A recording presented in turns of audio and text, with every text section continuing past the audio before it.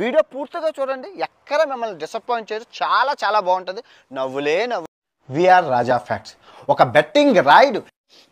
రోజు betting app చేస్తారు. వీడేమరో ఆడేడ తిరుక్కుంటూ steering నా పుంగికి పెట్టిండు. గొద్ద కదలకుండా కోట్లు సంపాదించి ఎంజాయ్ చేస్తారు.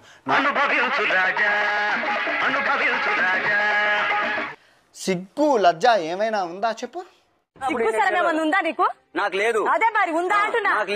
బెట్టింగ్ డబ్బులతో సర్వనాశనం చేసే జనాల్ని దగ్గ కుట్ర నీ అంత దరిద్రుడి ప్రపంచంలో ఉండదు. నువ్వు సబ్స్క్రైబర్లు మోసం చేసావు. దగ్గరాబాయ్ ఇలా జనాన్ని మోసం చేయడం తప్పు కదరా. మోసపోవడం వాళ్ళ తప్పు, కానీ మోసం చేయడం నా తప్పు ఎలా అవుతుంది? 6 లక్షల మంది విఆర్ రాజా. ఈ ఎదవ ఎలాంటి వాడంటే అండి, అంటే నన్ను వెధవ అనేస్తారా? అవునరా దొంగ వెధవ. ఆ సబ్స్క్రైబర్ని అన్యాయం చేసే ఎదవ ఈడు.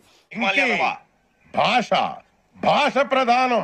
ఎటువంటి దరిద్రుడు అంటే రామాయణం గురించి చెప్తాడు, బెట్టింగ్ యాప్ని ప్రమోట్ చేస్తాడు. ఏదో బతుకు తెరువు కోసం చేస్తున్నావులేండి.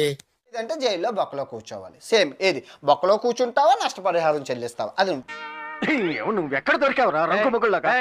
ముఖంలో పెట్టుకొని బుడ్డ పెదాలు ఎట్టుకొని మీరు చూస్తున్నాడు కూడా. ఈ ఎటకరాలకు లోపమే లేదు. రూపాయి ఖర్చు లేకుండా లక్షల్లో ఆదాయం వస్తుంది. రోజుకు 200 సంపాదించడానికి నానా కష్టాలు పడుతున్నా.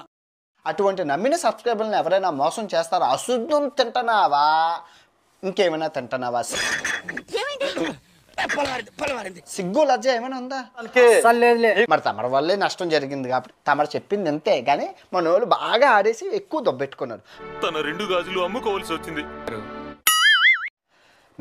నువ్వు నష్టాన్ని నువ్వే కలిగించావు కాబట్టి నష్టపరిహారం కూడా నువ్వే చెల్లించాలి.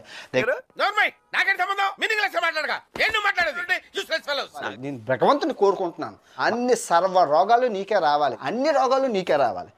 ఒక్క మాట మంచిది రాదు నోట్లోంచి, అది లోనే డ్రైనేజారా? అనకుండా గుడ్డలో నుంచి దూడింది ముక్కులోకి వచ్చిందని చెప్తావు. నువ్వేమైనా చూసావా?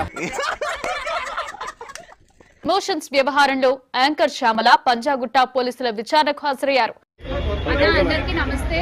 వచ్చిందండి వయ్యారి షికాగో శ్యామల గారు. వాడే ఉద్దేశంతో అన్నాడు.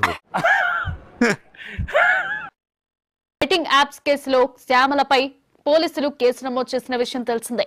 పర్వాలేదా? నాకేంటో భయంగా ఉంది.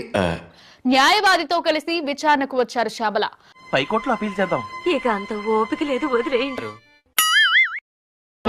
ఇన్వెస్టిగేషన్ జరుగుతోంది, అందరికీ తెలుసు. తమరి గురించి నాకు తెలీదా చెప్పండి? తెలుసు కదా.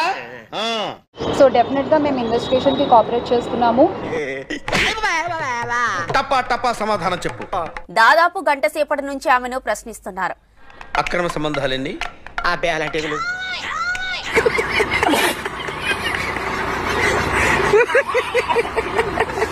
మీడియా దగ్గర మాట్లాడుతూ బెట్టింగ్ యాప్ ప్రమోట్ చేయకండి, తెలియకుండా చేసిన విషయం అది ఇంతకు మేము తెలియకుండా చేసాం.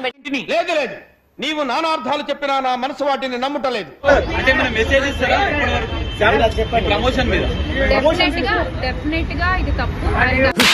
ఇప్పుడు చెప్పేది ఇప్పుడా?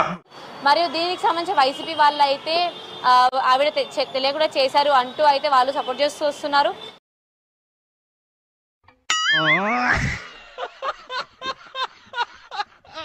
ఆ కుటుంబానికి ఎవరైతే నష్టపోయారో వాళ్ళకు కూడా ఖచ్చితంగా ఆ లోటు ఎవరు తీర్చలేనిది. తన 2 గాజులు అమ్ముకోవాల్సి వచ్చింది. చట్టాల మీద, న్యాయ వ్యవస్థ మీద నమ్మకం ఉంది. చెప్పవే, నేను వింటాను కదా. చెప్పే ఇంకా ముందు ఇలాంటివి ఏమీ జరగకుండా తీసుకోవాల్సిన బాధ్యత మన అందరిపై ఉంది. ఇది ఒక ఏందో మాట్లాడతారు మే పతివ్రత పరమాణం తెల్లారిందాక సల్లారలేదా? ఇది ఒక రెస్పాన్సిబుల్ సిటిజన్ గా చెప్తున్నాను. ఇది ఒక రెస్పాన్సిబుల్ సిటిజన్ గా చెప్తున్నాను. ఆ మాట నువ్వు చెప్పకూడదు. ఎందుకు చెప్తున్నావు? ఆ మాట నువ్వు చెప్పకూడదు. ఖచ్చితంగా కల్ప్రిట్స్ ని పట్టుకోవడంలో నేను ఇంతవరకు డెఫినెట్ గా పోలీసులకి నా సపోర్ట్ ఎప్పుడూ ఉంటుంది.